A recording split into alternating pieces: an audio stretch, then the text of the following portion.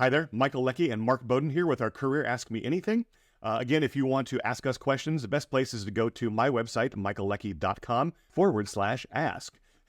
And ask us anything. We promise to answer it better than I say /. That said, we've been talking a couple of times here about questions around disability. This has come up quite a bit recently. So here's one.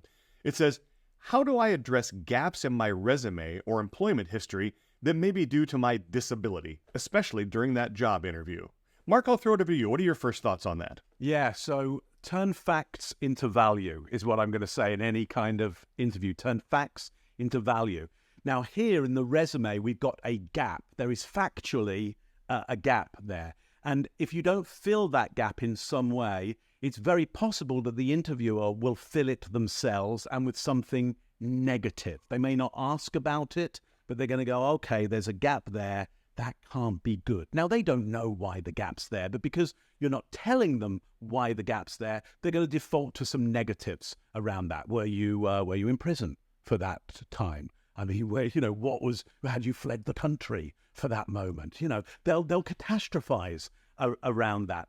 So I would suggest you want to fill those gaps, not necessarily on the resume, but you may want to open with, you've probably taken a look through my resume. I just want to fill in some details for you because they're really important. You'll see a gap between X and Y, and here's what was happening there. Now, you're going to turn those facts of here's what was happening there into value. So it may be, I'm just making this up as I go along, but it may be, hey, so during that time, I was critically ill and in hospital during that time for a lot of that, dealing with that illness. And that's why I wasn't working, for any organization at that time, but working on my health. Now, here's what it means that you get from me. You get somebody who is resilient. You get somebody who can literally stare death in the face and move forward out of that. If you think that's useful for your organization, then, I think we can talk further on that. So I've taken this gap,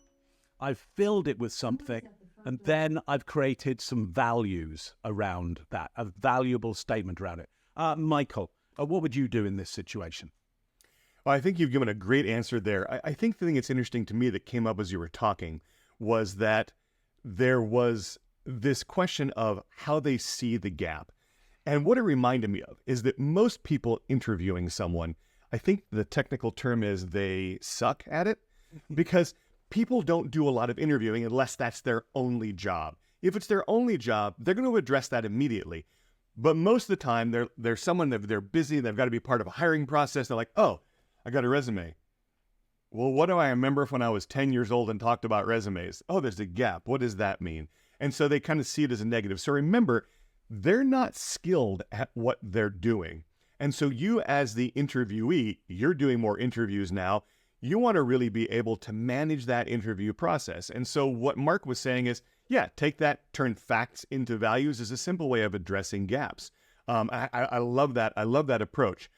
You can always take something and turn it into a strength and find some lesson from it, because that's how life is. Unless, of course, you don't learn anything in life, then you're probably, you might be in a difficult position getting the job you want if you haven't learned anything. But I'm going to assume that most human beings are continuing to learn and grow. And so I love that approach. I don't think I would add anything else other than remembering that they're not sure of what they're doing. And so you're helping them, and they're going to appreciate that help. It's like, you probably see a gap and wonder, what is that all about? Well, let me tell you. Mark's told you how to fill in that space, but letting them know that it's okay, they probably see that, and taking away the burden of them having to guess or worry about it is also doing them a favor, and I think probably puts you in good stead with them as an interviewer. Mark, anything else to add to that? No, just totally agree with what you've said there, is that there is a gap there. Help them do their job well by filling it. Some interviewers won't ask you what the gap is about. They'll just make up their worst idea and sit with that. It's more embarrassing to ask about the gap for them than to make up the most ridiculous idea in their head about what it could be. So help them. I think that's just a generally good thing for every interview you ever do, Michael.